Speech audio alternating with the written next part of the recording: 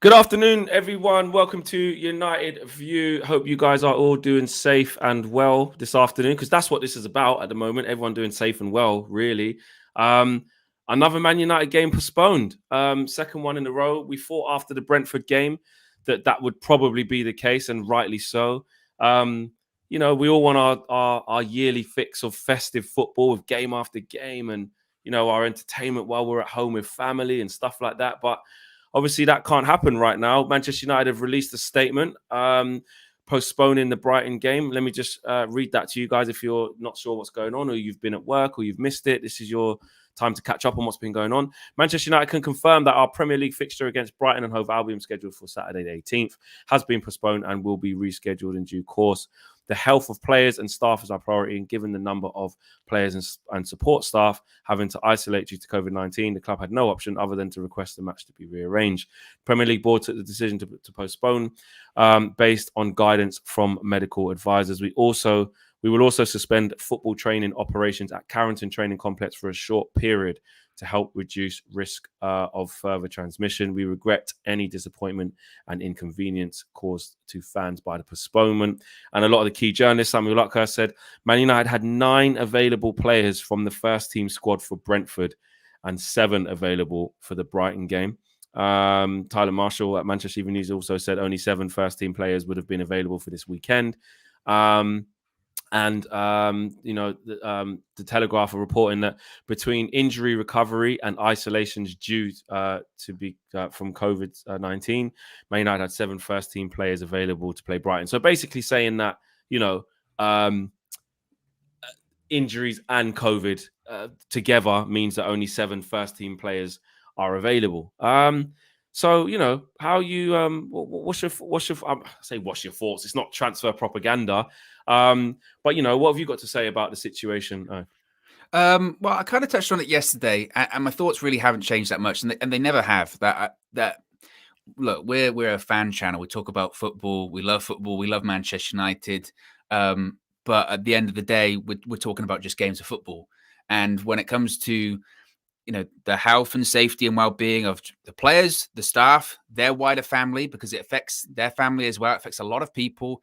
It should always be paramount. It should always be paramount. And that's always been my feeling on it.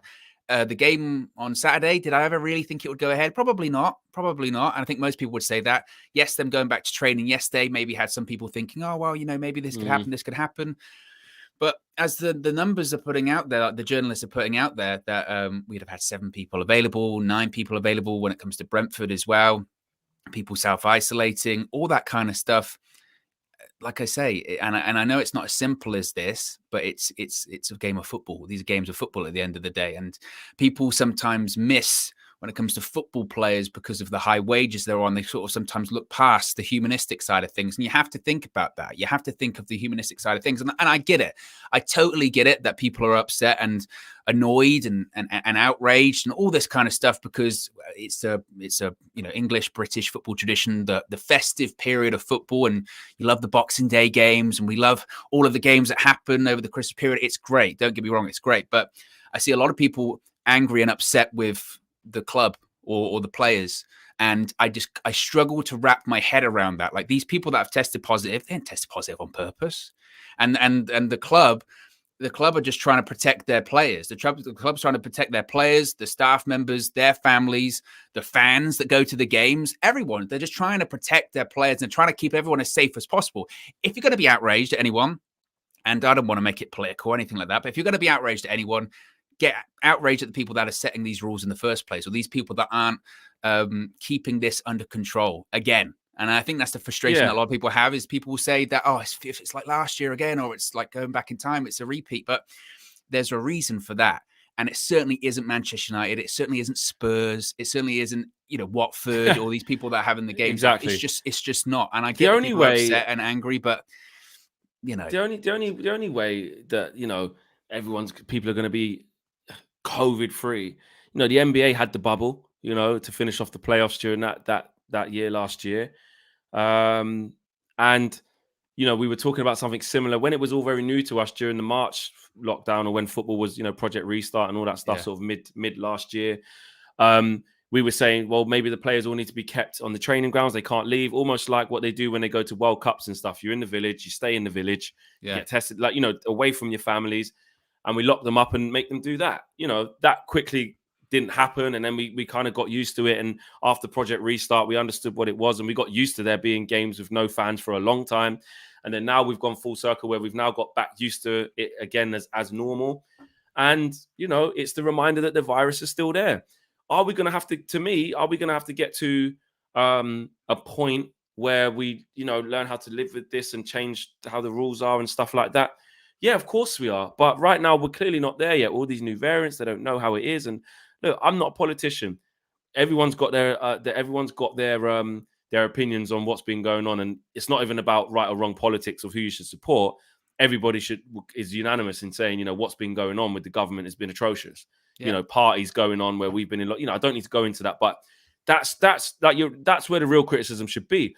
I look at one of the government's statements earlier saying, we should prioritize what really matters. So, don't go to football matches, go to something that matters to you. But you ask any match going fan, and this isn't me not trying to include match going fans. So if you're watching from home, that's fantastic. But in this case, they're saying for match going fans, maybe only go to something that matters to you. You go and interview any fan or ask any fan who goes to a match, does this matter to you? Well, of course it does. Well, of course it does. If you're saying, think about, should you go to the pub, or think about, should you go and watch the new Spider-Man film? Think about, do you need to? It's bloody good. These are all things. I haven't watched it yet. Yeah. As you just saw on the OTT show, I haven't watched any Spider-Man film from minute 1 to the end. That's a different show, for a different channel. I'm already outraged. But you ask anyone who wants to, do something for their leisure. Of course, we don't have to. Well, actually, we kind of do have to for our own mental health and our enjoyment of life and stuff. But in terms of life or death, okay, cool, I don't have to. But if it's that unsafe, shut it. Don't say. And also as well, it's go to the football if it matters to you, and if it don't matter to you, don't go. What does that mean? Yeah, and also as well, again, I don't want to get too deep into the weeds on the politics side of things, but it's a case of use your own judgment, and then in a month's time, you didn't use your judgment well enough, But and this is my thing, and like I said, I think the biggest frustration I have, and this has been with the pandemic since day dot, is the sort of wild speculation, putting things out there that maybe aren't necessarily completely accurate, speculating on things, all that kind of stuff. It's dangerous. And even now, we don't really know the entire situation when it comes to United. We're talking about Man United here. We don't really know the full situation of United. We can only go on of what they've said. So when they say that they're shutting down operations at Carrington and the game isn't going to play at the weekend, and the journalists say that a certain amount of people are available, I've seen some people saying, they should let us know who's tested positive. They should let us know who's self-isolating, all this kind of stuff. And they shouldn't. They shouldn't. You can't name names. When does that line? Where does that line get drawn? You can't. Like I've said before, you can't walk into a doctor's waiting room and just go, "Tell me what's wrong with you," and people will go, "No, no, you can't. No, it's my private medical records. I'm not going to disclose that." If a player, especially in this country, because in America they do it, and Real Madrid have just listed some of the players that they do, but over here it's just not how we do things. It's no, and why does it matter? Exactly. Say, why do we care? Is this player? It is this player. So yeah. I've seen some people go, "Say the names. Why? Name and shame them." Yeah. Why? Why? If a player wants to say that, if a player wants to say, "Yeah, I tested positive. I'm recovering. I feel fine," or whatever it may be, that's their prerogative. That's them to do. And if the club want to say exact numbers, again, you could say, okay, and maybe that's something we do need to get onto about, maybe a greater. Thomas Frank was talking about that. Yeah, great transparency and all that kind of stuff. And certainly the Premier League, I think there's anger towards the Premier League. And again, maybe that's justified in terms of when they're calling games off, times, actual rationale for calling off games. What's the line? What's the limit in terms of all this kind of stuff? And maybe that's the frustration. There's a lack of clarity at the moment. But again, if you really want to trace it back, there's a real lack of communication and clarity going all the way to the top. And I don't think the anger should be Man United. Man United don't want to play Brighton. Yeah, exactly. It's silly. Red Baron, I have seen your super chats. Big up for that. And he says, respect for this channel, for the real talk. Big up to Red Baron. I did see your super chats there. Don't think I haven't seen them. I appreciate that. Santiago says, have you seen the rumours of McKenna taking over as Ipswich Town manager? We will talk about that very shortly as well. Big up to you. And Vishal says, if we get a break from the Premier League, as it might be announced soon until the 15th of Jan, it can be a blessing in disguise for us. Ralph needs time to coach the squad as it is. What's the thoughts? I think it's difficult, Vishal, because to be honest, if we get a break, there's probably going to be more disruption where players can't come to training, and Ralph might not even have a lot of the squad for that time. I get what you're saying in terms of if everyone's there, can we benefit from a break in a football term? I think if everyone's fit and fighting fit, and there just happens to be the break, but there's a lot of people, most of the squad haven't got COVID and they're in training, then okay, I get what you're saying. But I just think right now at this early stage, I just feel like it should. It's bigger than that. It's bigger than that. And for me, like I saw like some of the journalists sort of saying, well, the fans are doing their bit the most part because everyone's getting the vaccine, and what are the players doing? And I was like, well, hold on a minute. Let me just think of a hypothetical. If every single player was vaccinated, does that mean they can't get COVID anymore? I think the answer to that is probably no, because I know vaccinated people that have got COVID a second time. Yeah. I think the vaccination thing, and this isn't, I would never, because I think it's wrong. I would never sit on here when you've got a responsibility with a lot of people watching you, a platform, or even if you don't, just it's a matter of opinion. I would never, why haven't you done this? Why haven't you done that? That's not what I'm here to do. There's other people. If you want to do that, that's up to you. But let's just say every player was vaccinated. They could still get COVID. And if a vaccinated person, because we've seen it in society, forget football. People think that football is just its own thing. It's a reflection of society. These are human beings. If you can get the vaccination, but still test positive, okay, it's fantastic that there's a higher chance that you won't be hospitalized. That's brilliant. That's what it's really for. Then you're still positive. Well, the guidelines still say even if you're positive, you're still going to have to stay away from people so you don't infect other people who might not be vaccinated or vulnerable or whatever it may be. So surely we would still be in this situation if every player was vaccinated. Or am I getting it wrong? If I'm getting it wrong, fair enough. I think also as well, it's if you're vaccinated, it reduces the transmission. I think your viral load decreases after a quicker amount of time. I mean, it's funny actually when you called me. Like I'm not bullshitting you guys. Literally, when Flex called me to say, okay, we should probably go live, I was booking my booster. I was booking my booster. But again, as you mentioned, Flex, if you are vaccinated, if you have your booster, all that kind of stuff, you can still test positive and you can still be transmissible. You can still pass it on. And I think it comes back to what rules are in place. The club ultimately, you would think, are just following the guidelines. And if the guidelines are there and they're causing a stop to football, does it need to be reevaluated, or do the Premier League need to take a step back and go, okay, this is getting a bit crazy at the moment. What are we going to do? Do we have a circuit breaker? Do we change the threshold of amount, or do we put a hard and fast rule in terms of amount of players that have to be available? All that kind of stuff. That's the problem at the moment, isn't it? Is that these things, from a legislative level, when it comes to the government, have just been implemented like a week ago. And now, do they actually jive with football, or does that fit with football as well? All this kind of stuff, no one really knows. No one really knows what's going on at the moment. Yeah. And I think that's the thing as well, is nobody really knows what's going on. That's why I think it's a time for calm. I think it's exactly. That's why I think when I see things like this, me personally, I'm like, okay, what does that mean? Who does that affect? I just saw Victor Lindelof. Not that this is related to COVID. I just saw Victor Lindelof's wife post that their young child is in hospital. His newborn baby is now in hospital and she said basically it's been a tough week and we don't know what's quite wrong. But I'm not saying it's related to COVID, but there's a lot of people going through a hell of a lot of stuff right now. To say, I just think this thing of like, oh, these players should just get on with it. Like I'm just like, well, how do you don't know what's going on in someone's personal life? How do you not know that they're scared to take the vaccine because of, I don't know, an underlying health issue that they've got that they've always kept private, which could really affect them? You don't know. My thing is, you just don't know. And when you just don't know, I think just say nothing. Like just let people handle things how they need to handle it. It's a really and this is not me trying to protect the government, but it's just such a difficult time to know the exact right thing to do. And football matches should not be the deciding factor in terms of, well, people need their weekly fix of football, so that has to go on.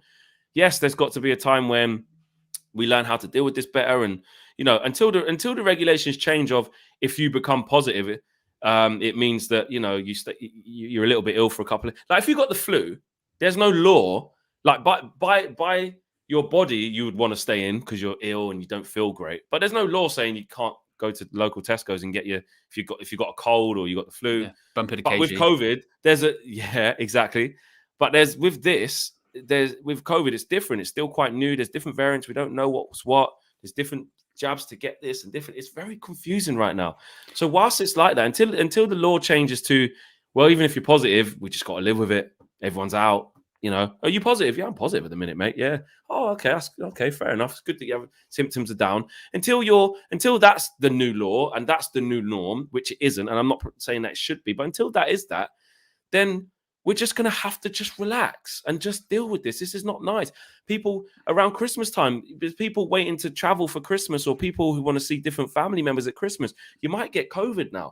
Then you're going to have to stay in for 10 days and miss that. You've seen those examples just before the Arsenal game. I was watching the news last night, and people were saying that they had plans for Christmas. They've tested positive because of the isolation period now. It's like, oh, Christmas is over for me. I can't do anything now, and all that kind of stuff. And I think, as we mentioned, we just touched on there, it is really confusing at the moment. It's really confusing. And people don't, what are the rules just, in everyday life? What are the rules in terms of football? What are the rules in terms of the Premier League? Exactly. It's very grey area. People don't, I don't think really know, or those, like I said, the one rule in terms of the wider society doesn't really fit with the Premier League, or the Premier League rules. When were they implemented? At the beginning of the season? Have they changed since then? Because if they were implemented at the beginning of the season, that was in July. On that, what do you think to this? Because people, I saw some fans, and one of my friends rang me and was saying it as well, and I disagreed with him. He was basically saying, but they've stopped doing what they were doing before, like all the stringent testing and everything's got relaxed. But hasn't society? Because we want to move on from this. And I'm not saying like don't care about testing and stuff. And I know they're different because they're professional athletes and have to play games and stuff like that. So they're under a different banner, if you will. But things started to move on, didn't they? And then, so maybe is that naivety then a little bit to say like, yeah, road to freedom. But then we kind of knew that around winter time, it's going to go up again and you're going to get a second wave or you're going to get variants. Maybe should it have got back to normal as quickly then is the question. Well, again, and I don't know. And I don't think anyone knows that. I think the thing, like you said, to do now, and again, I'm no politician, I'm no scientist, I'm no expert, I'm not a virologist or anything like that. What Joe said there. But people moaning if it would be for the first moan if we lost of our reserve team. But it's true. I have seen some people say play the youth, and then if we lose, they'll be like, "But we got all these cases. What's going on?" So you can never win, guys. But again, I think to your point about relaxing and being calm, I think maybe this is the time for the Premier League to take a step back. And unfortunately, if they blanket, and this is probably maybe an easier solution by me saying it as opposed to actually implementing it. But if they said, look, this coming week or 10 days, we're just going to cancel everything. And we're going to take these 10 days to figure out what the policy is going to be going forward. We're not calling off the season. We're not saying nobody's going to come into stadiums. We just maybe need a week to figure out what are we going to do going forward. Like you say, if it's a case of, okay, we did relax the testing measures in terms of players getting tested twice a week or however many times it is. Now we've got to go back to what we were doing last year. They did get relaxed, but they got relaxed because, like you said, society rules got relaxed as well. Maybe going forward or over this winter period, the testing measures need to go up. And maybe that needs to be the case every year for the next couple of years going forward, right? Maybe that needs to be the case. As we learn more and more, what's the phrase? If you continue making the same mistake over and over again, that's insanity. You've got to learn from the patterns and mistakes of the past. And maybe it's a case of every time we get into these winter months, testing goes up. Testing goes up in football, exactly. And maybe they implement, and they implement, some structure going forward. I don't know. That's quite it kind of feels like at the moment. It's just kind of a chaotic scenario, isn't it? That nobody really knows what's going on. Radio says, super chat here says, the NBA if vaccinated and test, and you can get back to the game after 48 hours by 2 consecutive negative tests. But this is bigger than sports, and I hope you and everyone in United View stay safe and healthy. Thank you for that, and right back to you and your family, and your people, man. 100%. And Soham says a breakdown guaranteed player will follow protocol. A break doesn't guarantee players will follow the protocol. Okay, so well, it depends what the protocols are, because if we break, I don't think there's anything at this stage that says the players, you got to stay in a bubble, or you must do this, or you must do that. Because the laws in society don't say that. We're not in a lockdown. We're not. So how, the whole of society is getting this. People's workplaces are on stop because are getting this. It's not just a football problem. This is in our society, no matter where you are. I just we'll talk about Kieran McKenna in a bit, because we're not going to spend super long on this. I don't want this to be, I just want to take the Flex's questions. Yeah, I'm FMQs. just like, look, that's why I put on Twitter. I just thought it's just time for calm in it. There's families and people who are affected by this, whether you're a professional footballer or not. You don't know how it's affecting somebody. You don't know who exactly has it versus who exactly doesn't have it. We don't know. We're not at Carrington. And I just think having a go at our club, and why are we trying to flip this on the it's typical United, this or tip. I'm like, what? That's what I mean. It feels misdirected. That's misdirected. I don't anger, understand it. I think I'm like, maybe I'm wrong. Maybe I'm too soft. Maybe people like, you know what I mean? I'll flex, just stop with your rose tinted glasses. You need to be more, at the end of the day, they're professional players. If there's this much players you play. Look, I do agree with, to a certain extent, if we're going to go down that route, I do agree with, I think I saw something that says if you've got 14 players available who are COVID-free and traveling stuff, of course, if we can play games, play them. If it's safe to play them, no problem. But this whole, when things do get postponed, or it's reported that some people got it, and it's like, well, how many people? Who has it? I bet they don't. There's loads of players. You don't know. That's what I mean. That's then we get 19 players getting it, and then we get only 7. You know what I mean? And that kind of stuff for me is dangerous. And like I said, if you're going to be angry, when I hear a player at the club's tested positive, I go, oh, that sucks. I hope they get better soon, and I hope they get back. If I hear Manchester United have closed down training because we've got like 19 confirmed cases, some are staff, some are first team players, some are not, I go, oh man, that's terrible. I hope everyone's safe, and I hope everyone recovers fine. That's my initial reaction. My initial reaction isn't those players. I want to see a game at the weekend, or I want to see Manchester United play, or blah blah blah. Or the testing isn't right, or this, that, and the other. My initial reaction is just, I hope everyone's all right. And hopefully we can get back to some sense of normality in the future. You had Brendan Rodgers. I watched his press conference yesterday or the day before, whenever it was, and he was saying, well, I'm really disappointed that we didn't get any leeway from the Premier League. We've expressed a concern. We need tomorrow's game called off. Then they say no. Then they let them travel there, and then it's off. Then you've got fans. You look at the Watford fans who had to travel to Burnley, or was it the other way around? I think it was at Turf Moor. Whichever way around it was, there was a set of fans who would have had to, I don't want to get it wrong, but whichever the away fans were, would have had to travel a long way. Burnley to Watford's miles away. Yeah. To get there 2 hours before the game, called off. Like, even the United game was called off at midnight. United game called off at midnight. Fans, this is the last game before Christmas. Money is tight. It's difficult. This is the last game before Christmas. Our game was due to be at 12:30. I'm glad they've called it off this early, but, the day and a half before the game. You have people coming from abroad, people traveling super, super early because it's a 12:30 game to travel from far. Fans need to know as well. The fans got absolutely shat on with the Super League. And it was the fans that actually got it called off by rioting, basically. Not rioting, protesting. Do you know what I mean? So, there's so many people involved in this. Red Baron says, no, you're not soft. You're just being logical rather than full of emotion. Even KG is being mature and logical about the situation. That's saying something, Red Baron. Exactly. But that's my point, though. That's my point, though, Flex. Sorry to interrupt. That's my point of, like you were saying, and there is anger and there's frustration. There are fans that travelled, or there are fans that had plans to go to games, and there are fans that are frustrated because they're not going to get the games over the holiday period. And I get that, and I do sympathise that, and especially when people have put out money to travel, or they have travelled, and that's perfectly justified. And there is some reason to be angry and frustrated there. But again, I think that comes down on the Premier League. That comes down on higher powers in the government, in terms of let's get some actual laws or legislation in place from a Premier League level, or even at a higher level, to say, like you said, hard and fast rule. If you've got this amount of players, you play in the game. If you've got this amount of people that have tested positive, you're not playing the game. Games have to be called off by this time at this date, because we've got to make sure that the fans' safety and all that kind of stuff comes first. That's the problem. is that we are sitting around refreshing the Twitter feed every 5 seconds to see if games are going to be on or off, even though in our heart of hearts, we know they're going to be off. But if you're a traveling fan, you still got to travel because you haven't heard anything yet. That's the frustration. But again, that's not the fault of the club. I'm sure the club told the Premier League hours before. In United's case, they shut down training 24 hours before, and they probably called it the Premier League then and said, look, we can't play. We can't play tomorrow. And it rumbles on. And I think that's where, like I said, I think it's misguided anger or misdirected anger to go in. Yeah, and the rules. And exactly. It's the rules. That's one thing I do get. I mean, I do know that if you're vaccinated, it doesn't, like I said, it doesn't stop you getting COVID. It definitely helps help you with the symptoms and stuff. But there are rules about if you're unvaccinated and then you come into contact with somebody who has got it, you know, then you have to isolate and stuff like that. Whereas if you're not vaccinated, if you are vaccinated, then you don't. It's a real grey area, and that's what I mean about where you're labeling. It's messy. It's really messy at the moment. Messy. Exactly.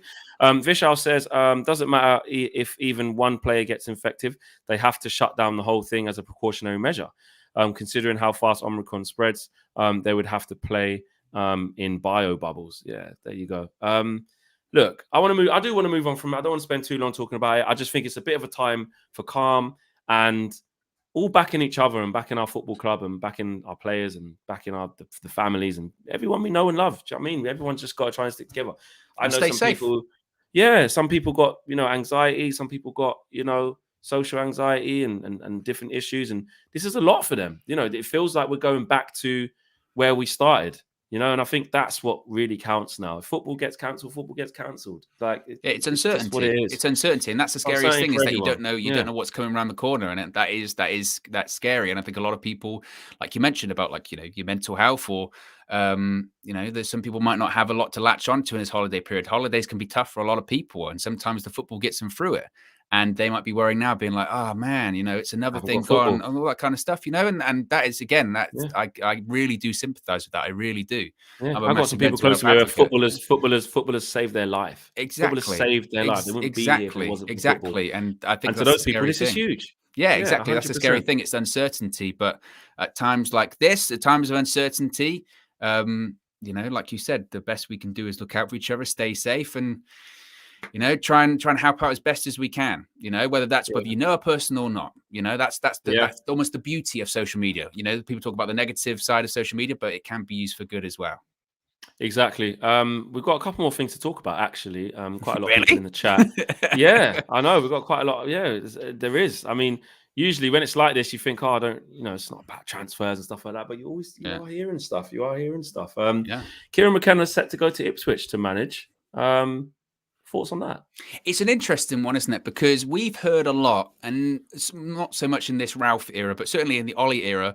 Remember those reports, people saying, "I tell you what, Kieran McKenna, future manager." You used to get that report every couple of maybe once a month. He's got potential to be a future manager. Prove it, mate. Prove it, mate. Because plenty of people, especially that Ipswich job, plenty of people have tried the Ipswich job over the last few years, and it ain't gone well. I'm going all the way back to people like Roy Keane, but since then, Paul Lambert, Mick McCarthy, was it Paul Cook was the manager there recently as well? Experienced people. So they're going in a completely different direction if they go with Kieran McKenna. Fair play. And to be honest with you, he might be slightly wise here because he might realize, come the end of the season, new manager comes in, Ten Hag, Pochettino, I'm probably not sticking around. Because he'll bring his own staff in. I'm here at the moment because Ralph can't bring in completely everyone, and I'm here to sort of guide him as to get to know the players, get to know the club, get to know the league, etc. If a job comes up like that, I mean, like I said, it's a difficult job, and especially like the last decade or so, it's been a difficult job. But for a first job in management, Ipswich, big club, Portman Road, former Premier League side in years gone by, I don't blame him if he'd take it. Good for him. No, it's a great start. Having gone through, a really tough time under Ollie. It wasn't great, was it? And some of the players used to get leaks and stupid stuff saying, the players have likened his style more towards the young players or whatever. I don't know what sort of side. I don't know what sort of side. I'm not going to pretend I'm an expert on Ipswich Town. I don't know what sort of side they've got right now, whether it's young or experienced or a bit of both. I don't know. But it'll be a big opportunity for him, and why not? And it's club. interesting to read though from the sources that have been saying that this is going to happen, that Ralph actually does want to keep him though. As one of the coaches, I suppose, Ralph hasn't been able to bring in maybe loads and loads, so needed a few to stay. So be interesting to see what happens there. Yeah, and also as well, I think from his perspective too, is that he probably took the job assuming that this backroom staff was probably going to stick around because he couldn't bring in everyone. And then you lose Carrick, which he's on record, he didn't want to happen. He's like, I spoke to him for 2 hours, I begged him to stay practically, and he said he was going to go. McKenna, he's thinking, and he said that he has been impressed by McKenna and he's going. And also you wonder about these other people that are coming in, whether it's a sports psychologist or the former New York Red Bulls manager. I'm assuming they've got a job to the end of the season. Where are they going to be as well? And I think Rani's probably thinking like, the last thing I need to be doing is replacing coaching staff and all this kind of stuff. Exactly. So, it's something he doesn't have to do right now. Exactly. Soham says, great content, guys. Cheers and stay safe, everyone. Definitely will do, mate. And United says, I don't see a manager in McKenna, young, British and overrated. The thing is with that is, I get a lot of people have said, like, oh, it's so good he's leaving. Like, we can get fresh coaching staff in for us and stuff. And maybe writing him off. I think it's a little bit fair to write him off as a manager. Yeah. I know he might not have given you good vibes, United, but the thing I think we got to remember is that he's a young, inexperienced coach, kind of coming into inexperienced at the top level with senior players because he was in the youth team. But he was in a bad regime as well. So when we played the type of football that we played under Ollie and stuff like that, and that we're arguably still playing now because we're trying to get out of it. It's only been 2 games. You forget that. It's only been 2 games because it should have been the Brentford game. It's only been 2 games. It's crazy, isn't it? So technically, we're still that team. Ralph's trying to undo that. When you've been part of that coaching setup, you are going to get labelled as that. When how much McKenna coaching some of them players, the patterns of play or lack of there, it's not just down to him. So it'll be interesting to see what he does. This is kind of the job that would qualify him maybe to get on the Man United backroom staff. You know what I mean? Former Ipswich manager. If everything was done the other way around. If he managed Ipswich, and I'm not going to say he's going to take him to the promised land or anything like that, but if he managed Ipswich, did an okay job in League One, not necessarily getting promoted. I think they're in League One still, aren't they? I think so, yeah. Yeah, maybe not getting promoted, but they were mid-table, and then eventually, he left or they got rid of him. And then you heard former Ipswich town manager Kieran McKenna is going to go on the coaching staff. You go, well, maybe a bit of experience there. That's not too bad. It's like reverse, isn't it? It's like the reverse way around. Maybe this is what he needs. So, like I said, I mean, if I was him and you want to take your steps into management, League One, Ipswich, huge fan base in East Anglia, massive fan base there. Yeah, big I think it's a big job. I'm not going to profess to be an Ipswich expert, but by all accounts, I think Simon Stone said that he told Ralph that he wanted to take the job. And again, I think that's probably because, again, it's a big job, but also he's probably seen it as first opportunity as well. Yeah, exactly. And Ralph's going to move things on. The club's going to move on quite quickly in a different direction, probably. Do you know what I mean? 100%. Dean Henderson. Yeah. Romano saying Dean Henderson's always been respectful and professional, but he's now prepared to leave Manchester United. His priority is to play. Whether it will happen in January or summer, it will depend on offers. No, in capital letters, talks ongoing with Ajax as things stand. I mean, my thing on Dean Henderson before you say your piece is that it's not about, well, I never wanted him. I always said David De Gea was better. He can do one. It's not about I told you so. But I was always very firmly sort of saying, let's just chill out. Dean Henderson looks like a good, young, promising keeper. The fact that they didn't let him stay at Sheffield United and brought him back to Man United that last season when Ollie was saying, look, he's going to be Man United's number one day. It's going to be England's number one day. And listen, make no mistakes. They were trying to push him as that. He was number one last season, up until when De Gea went away for the birth of his child and came back. He weren't the number one anymore.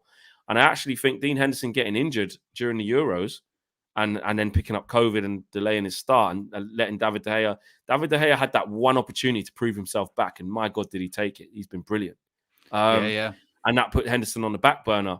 And if he's not patient enough to wait it out, I respect it. I like Dean Henderson. If David De Gea decided he wasn't here for the fight and felt disrespected and said, I've been at Man United over 10 years, I'm off. How are you going to take it away from me? And we had Dean Henderson as the number one. I would say we need to go and get a top-level keeper because we're not sure if Dean Henderson's up to the standard for the longevity. He's had a decent start, but I'd be happy with Dean Henderson and another top keeper to battle it out and see. But if he wants to leave and go and get first-team football, fine. I think as a goalkeeper, You have to. You this is more your remit than mine. You have to have that arrogance about you. You have to have that belief in yourself, especially to make it a Man United. Especially to make it a Man Yeah. United. And if he thinks I'm good enough to play Premier League for a team and each, week in, week out, I don't see where he goes. Not going to go to Arsenal, not City, obviously, not Liverpool, not Spurs, not Chelsea. So all of the top, not even going to go to like a Villa, not going to go Everton. So, all right, fair enough. If you see yourself going somewhere else, fine. Yeah, I think this day's always been coming, isn't it? This goalkeeping situation, whether it was Henderson, whether it was David De Gea, this day's always been coming. The moment they got Henderson back and they signed him to that long contract, it was always going to be a case of, well, one day it's either Henderson or De Gea's going. And it became a bit of a circus for a brief moment. Like you said, there was a moment last year where it looked like Henderson was finally becoming the heir to the throne. And I do think realistically, for a while, it was probably Ollie's thinking that Henderson would replace De Gea. De Gea's on big wages and that would be the next goalkeeper for Manchester United. And like you said, I think maybe it's a bit of a timing thing, but I think, it's very rare for goalkeepers. And I've said this too, like, not that I ever completely wrote De Gea off, but it's sometimes with goalkeepers, once they're on the way down, it's very rare that they just pick themselves back up. Only a few goalkeepers have been able to do it. I think another great example is someone like Manuel Neuer, Bayern. People for a couple of years thought he's finished, he's done. And then he just picked back up again. It's kind of what De Gea's done. He just picked back up, and now he's like the David De Gea of old. There's an argument to be made that David De Gea's a player of the season this year, right up there with Ronaldo. Ronaldo's been dragging us through games by scoring goals, and De Gea's been dragging us through games by saving them. Absolutely. So I think Henderson probably just sees the writing on the wall. De Gea's not going anywhere anytime soon. Exactly. And for goalkeepers, you have to play, especially at his standards and his age. He just needs to play. Where he would go, it's difficult for goalkeepers because it's kind of like there has to be a position, there has to be an opening for you to go. A lot of people will linking United plays to Newcastle. I've said nah, no chance. I could see Henderson going to Newcastle. I could see that one. That does fit. And I know Henderson going to Newcastle. And I know the issue. Dubravka in goal. He's good though.